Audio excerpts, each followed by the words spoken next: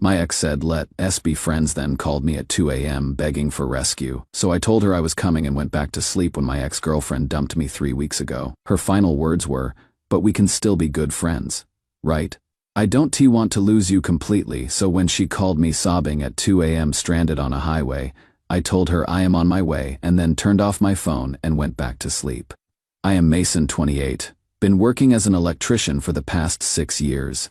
My ex-girlfriend Haley, 25, managed a retail store downtown. We dated for about 8 months before she decided she needed to figure herself out and dumped me 3 weeks ago. The breakup itself wasn't that surprising. Honestly, she had been acting distant for weeks, always on her phone when we hung out, making excuses not to spend the night at my place. When she finally pulled the trigger, her exact words were, "Mason, I need space to figure myself out. This relationship is holding me back from discovering who I really am." I am sitting there on my couch thinking, okay, fair enough. I am not going to beg someone to stay who doesn't want to be there. Relationships end. It happens. But then came the part that really pissed me off. But we can still be good friends, right? I mean, we have such a great connection. I don't want to lose you completely. You are such an important person in my life. I looked at her sitting on my couch. The couch I bought, in my apartment where she had been basically living rent-free for 3 months, eating food from my fridge, and realized what this really was. She wanted to keep me around as her emotional support backup plan, while she went off to discover herself. Of course, sure thing, I told her with the most genuine smile I could manage.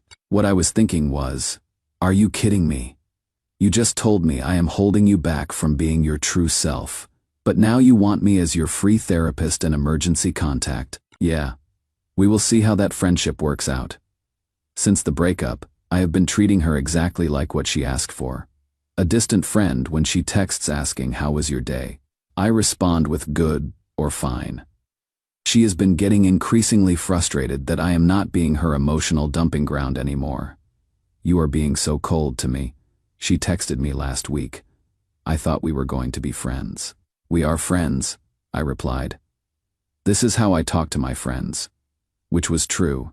I don't spend hours listening to my buddy Trevor complain about his job or analyzing his relationship problems. Friends say what is up, hang out occasionally, and mind their own business.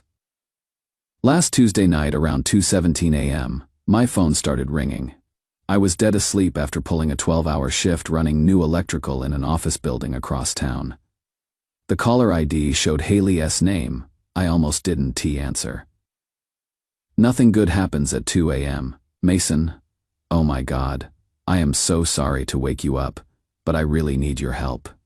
She was crying, sounded genuinely distressed. Her voice was shaky, and I could hear wind and traffic in the background. "What is wrong?" "Derek left me stranded. I am on Highway 45 near the old Walmart, and it is starting to rain. My phone's about to die, and I don't know who else to call Derek. I had heard about this guy through mutual friends. Some wannabe street racer with a souped-up Honda who thought he was in Fast and Furious. Apparently, he had been the real reason for her needing space. She just hadn't been honest about it. He just drove off and left you there. We went to this underground racing thing out past the industrial district. Derek was showing off, trying to race this guy with a Mustang. We got in a huge fight because I told him it was stupid and dangerous. He told me to find my own way home and just peeled out.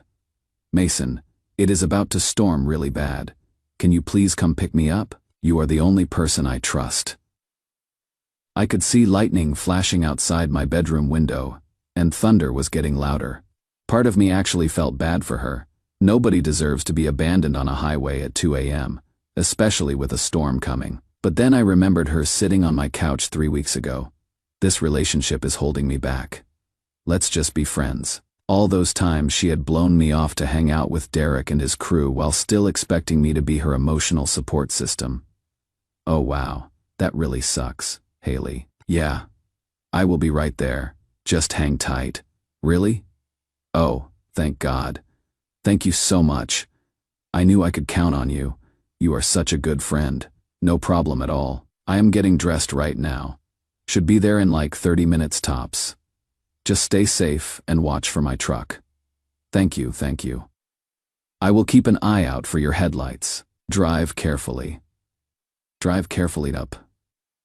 When I woke up at 6 a.m. for work, my phone had 47 missed calls and 23 text messages. The progression was beautiful to watch. It started around 2:35 a.m. with her asking if I was close and mentioning that it was really starting to rain. 13 minutes later, she was wondering where I was and saying she couldn't see my truck anywhere. By 3:02 a.m., she was getting worried, telling me it was pouring and asking again where I was. That is when the panic really set in. At 3:15, she was texting in all caps demanding to know where the hell I was. By 3:28, she was furious, saying she had been standing there for over an hour. The messages got nastier after that, calling me a piece of shit at 3:45, then telling me she hoped I would rot in hell around 4:12 a.m. The last message came at 4:38, and by then the anger had turned back to desperation. She was soaked and freezing, asking how I could do this to her. She was apparently soaked to the bone, shivering, and absolutely furious when he found her. According to my buddy Trevor, who heard the story from Derek's friend Marcus, Haley ended up standing in the rain for almost 2.5 hours before Derek's guilty conscience kicked in and he came back for her. She was apparently soaked to the bone, shivering, and absolutely furious when he found her. Around lunchtime, I texted her back, "Sorry, fell asleep after I got dressed. Long day at work yesterday. Glad you got home safe though." She didn't respond for 3 days. When she finally did, it was a long paragraph about how hurt and disappointed she was. How she had trusted me, how this proved I never really cared about her. I replied with, "That sucks. Hope your phone didn't get water damaged." I figured that would be the end of it. She would finally understand that I wasn't going to be her backup plan, and we could go our separate ways. I was completely wrong. What happened 3 months later showed me just how wrong I was, and it led to the most satisfying moment of my entire life. Update 1, sorry for the late update guys. Had to help my buddy Trevor move apartments this weekend, and his new place doesn't have Wi-Fi set up yet. So for about 3 months after the highway incident, Haley went mostly silent. A few passive-aggressive social media posts that were obviously about me, but no direct contact. I actually thought she would finally gotten the message. Then my cousin Jake got engaged to his longtime girlfriend Emily. Jake's a police officer, been on the force for about 5 years. Really solid dude. We grew up together and stayed close even after high school. Their wedding was planned for this past October, big outdoor ceremony at this fancy venue outside town. I was excited to go. Jake and I are pretty close, and I hadn't been to a good party in months. Plus, open bar and my whole extended family would be there. Here is where it gets complicated. Emily works in HR at the same company where Haley's sister Rachel works in accounting. Small town, everyone knows everyone. So, when Emily was putting together the guest list, she included some of her work friends, including Rachel, and Rachel asked if she could bring her sister as her +1. I had no idea Haley would be there until I saw her across the reception area during cocktail hour. The wedding itself was beautiful. Emily looked amazing in her dress. Jake was practically crying during the vows. The whole thing was perfect. I was having a great time catching up with relatives I hadn't seen in months, drinking good beer, and enjoying the party. Then I spotted a familiar face. Haley was wearing this tight red dress and hanging on the arm of some heavily tattooed guy I had never seen before. This dude looked like he had walked straight out of a Sons of Anarchy episode. Full sleeve tattoos, leather jacket despite it being 75 degrees, multiple facial piercings. The whole intimidating biker aesthetic. I am thinking, what are the odds? But whatever. It is a big reception. I will just stay on my side of the party and avoid any drama. Haley sees me at the same time I see her. The smile immediately drops off her face, and she gets this bitter, angry expression. She starts whispering something to her tattooed boyfriend, pointing in my direction, while trying to look casual about it. I just shrug and turn back to my conversation with my uncle about his new fishing boat. I am not about to let my ex ruin Jake's wedding day. About 20 minutes later, while I am at the bar getting another beer, this tattooed guy comes walking up to me. He is trying to look intimidating, puffing his chest out, walking with this exaggerated swagger, like he is about to start some shit. "Yo, you Mason, Yeah, who is asking? I am Axel. He says it like I should be impressed or something. I heard you are the piece of shit who left my girl stranded on the highway. I look over his shoulder and see Haley watching us from across the reception, arms crossed, with this smug expression, like she is about to watch me get my ass kicked. Your girl? You mean Haley? Yeah, Haley. She told me all about how you abandoned her in a thunderstorm. Real tough guy, huh? Leaving a woman alone on the side of the road. The guy is clearly trying to start something. But honestly, he didn't look that intimidating up close. He was maybe 5'8", probably 160 pounds soaking wet. All the tattoos and leather couldn't hide the fact that he looked like he had never been in a real fight in his life. Listen, Popeye, I don't know what story she told you, but don't call me Popeye. He gets in my face, trying to chest bump me.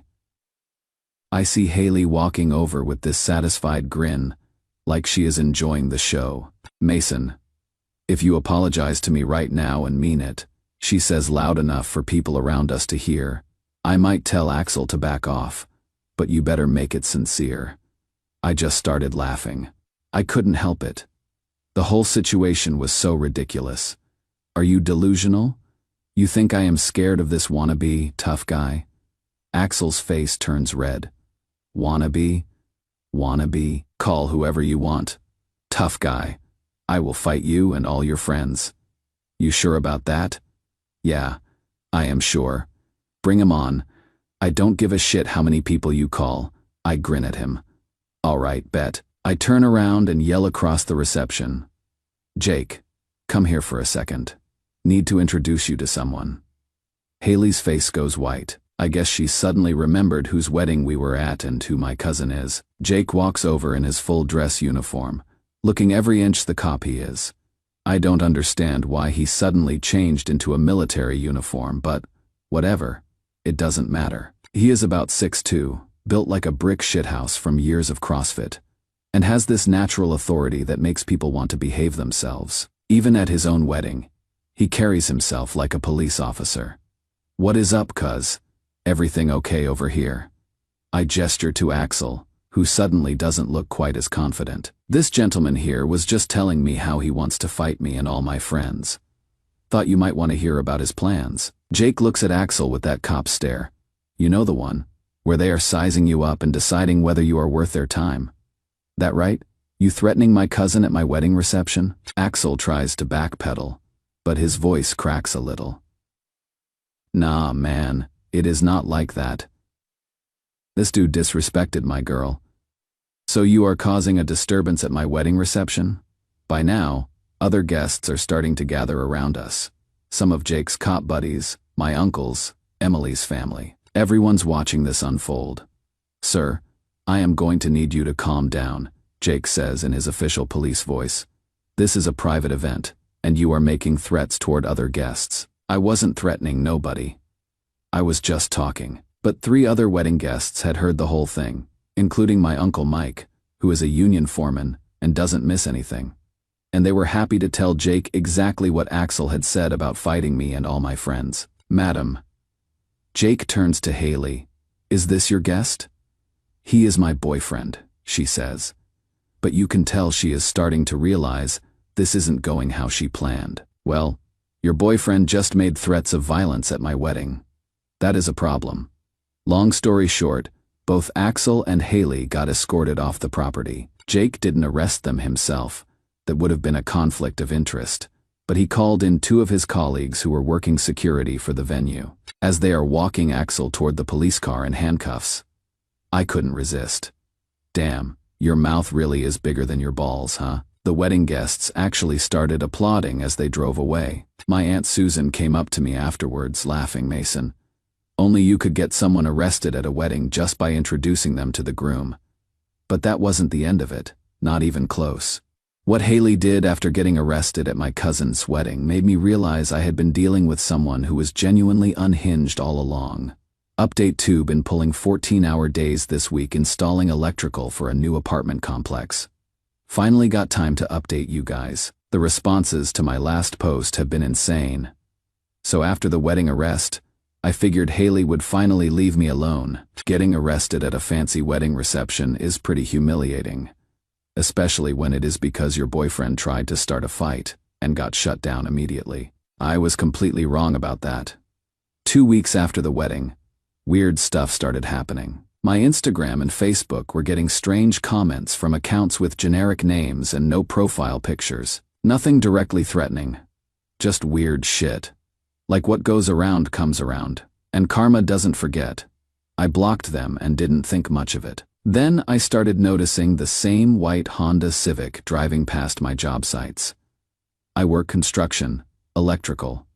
So I am at different locations around town, depending on the project. The thing about construction work is that our schedules get posted on the company website for clients and inspectors. Anyone can look up where Mason Kowalski from Hartman Electric is working on any given day.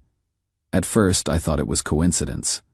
White Honda Civics are everywhere. But then my coworker Danny pointed it out. Dude, that same car has driven by like 4 times in the past hour. Chick behind the wheel keeps slowing down to look at our truck. Sure enough, it was Haley. She would drive by slowly, park across the street for a few minutes, sometimes get out and take pictures of our work truck and the job site. My supervisor started asking questions. Mason, you having personal problems that are going to become company problems? Because we cannot have people stalking our job sites. Clients get nervous about security. The worst part was when she started showing up at my apartment complex. She had sit in her car in the visitor parking, just watching my building. My neighbor, Mrs. Rodriguez, asked me about it. Mason, there is a young woman who has been asking questions about you. She said she was your girlfriend and was worried because you weren't answering your phone. She seemed very upset. What kind of questions? When you come home from work, if you have other women over, things like that. I told her I mind my own business.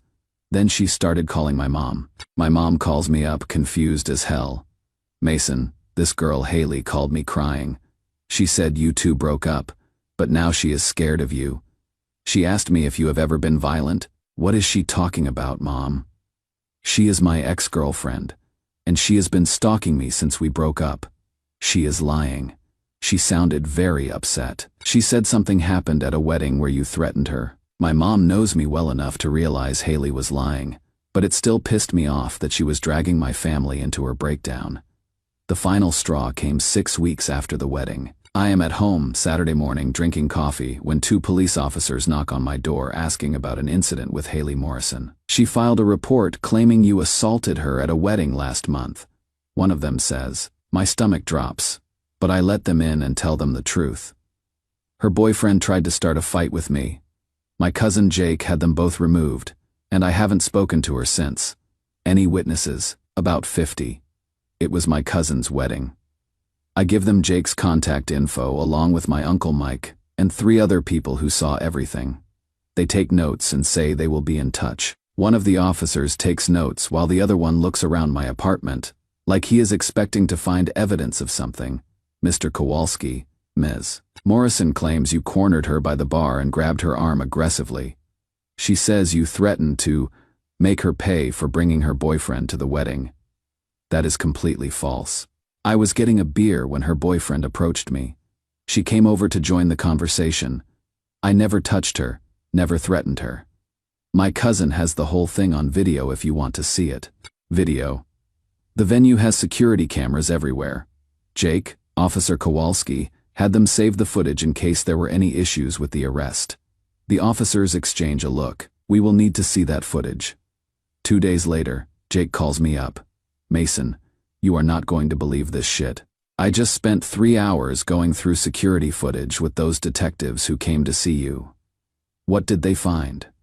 Everything you said happened exactly the way you said it happened. The video shows Axel approaching you first. Shows Haley walking over to join the conversation. Shows her pointing at you while talking to him. At no point do you touch her or corner her. She actually approaches you, not the other way around. So I am clear, completely clear. But Mason, there is more. The detectives asked me to review her statement in detail, and there are problems with her story beyond just the video evidence. Jake explains that Haley claimed the assault happened around 8 p.m., but the timestamp on the video shows the confrontation happened at 6:47 p.m., and both she and Axel were already gone by 7:15. She also claimed I followed her to her car in the parking lot. But the venue's parking lot cameras show that never happened. The detective handling the case says this isn't just a bad breakup anymore. She is filing false police reports. And that is a felony. They are recommending charges. Qley was arrested at her retail job on charge. According to Jake, she lost her job immediately. Apparently having the police show up at your workplace to arrest you doesn't look good to corporate management. But here is the best part. Axel, the tattooed boyfriend, who was going to fight me and all my friends, dumped her the day after she got arrested. Turns out even wannabe tough guys have standards about dating someone who files false police reports. The court date was set for 3 months later, but I had a feeling this story was far from over. And I was right, because what happened next made everything else look like child's play. Final update work finally slowed down enough to give you guys the final update on this insane situation. The court hearing was 6 months ago now. Haley showed up with a public defender and pled guilty to filing a false police report in exchange for the prosecutor dropping additional charges they could have filed for harassment and stalking. She got 8 months probation, 120 hours of community service, and had to pay a $2,500 fine plus court costs. She also had to agree to a 2-year restraining order. Jake told me that Haley lost her job at the retail store because of the arrest. Apparently having a criminal record for lying to police doesn't look good when you are in customer service, especially when it involved stalking your ex-boyfriend. Who knew? She also had to move back in with her parents, since she couldn't afford rent without her job. Her whole life basically imploded over this petty revenge bullshit against me for not being her emotional support backup plan. The restraining order meant she could contact me directly, could come within 500 feet of my home or workplace, and could post about me on social media. For about 8 months, everything was quiet. For about 8 months, I got a friend request on Facebook from someone named Jessica Miller with a generic flower photo as the profile picture. Something about it felt off, so I ignored it. A few days later, Jessica sent me a message. Hey Mason, I think we have mutual friends. Would love to reconnect and catch up sometime. I was about to delete it when I noticed something weird about the writing style. It sounded familiar, but I couldn't place it. I did some digging into the profile. It was created 3 weeks ago. Had maybe 5 friends total, and all the photos were generic stock images. Then Jessica sent another message. I know this might seem weird, but I have been going through a really hard time lately. I am in therapy now and working on myself. I really miss talking to you. You were always such a good listener. That phrase, good listener. That is exactly what Haley used to say about me when she wanted me to listen to her problems for hours. Then came the third message. I know you probably don't want to hear from me, but I have changed so much. I realize now how badly I treated you. Can we please just talk? I promise, I am different now. Now I was sure it was her, but I needed proof before I did anything about it. I screenshot everything and sent it to my cousin Jake. Does this look familiar to you? Jake called me back an hour later laughing his ass off. Mason, I ran the profile through our system. The account was created using the same IP address as Haley's parents' house. She is violating her restraining order. What does that mean? It means she is going back to jail. Contacting someone you have a restraining order against, even through fake social media accounts, is a parole violation. Jake forwarded everything to Haley's probation officer, who apparently had been waiting for exactly this kind of thing.